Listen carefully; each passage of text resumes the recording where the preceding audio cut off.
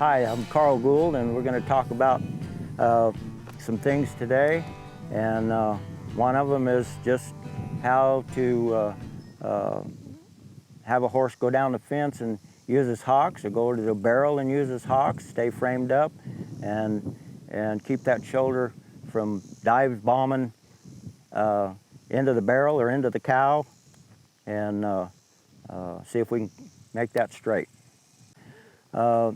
I try not to do the same thing all the time, every time. That's why when we come in and we'll walk and then be able to hold them here, because if you'll notice, a lot of times when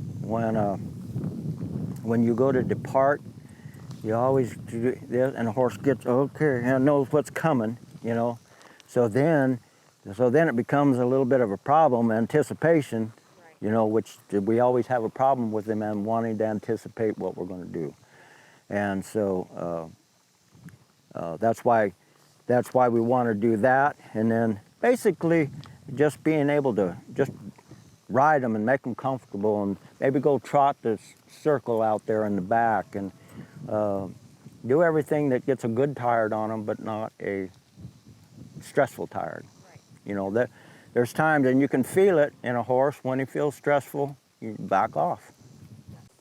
I think the biggest thing of this whole deal is speed.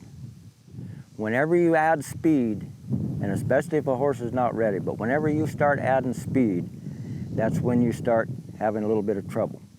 That's where the anticipation comes in to play more than any other time.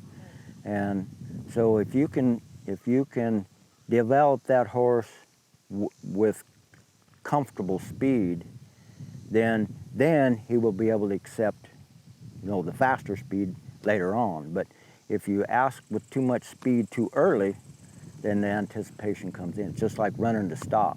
I mean, we have to deal with stopping, and then all of a sudden now we've got to get them to run to stop, you know, because they are thinking stop all the time they're running down there. So then we got to free them up and gallop freed, and then still have them thinking stop. It's like running to that first barrel. You got to have them think about turning that barrel. Ooh, right there. Don't drop that shoulder in there, but go in there on your hocks and go around that barrel, be able to push off. And there's a lot of deals with that, is to have your horse to go into a barrel or go down the fence or with a cow, to be able to be spread out, balanced on their hocks, on their rear end, so that when they make that move, they can push off comfortably.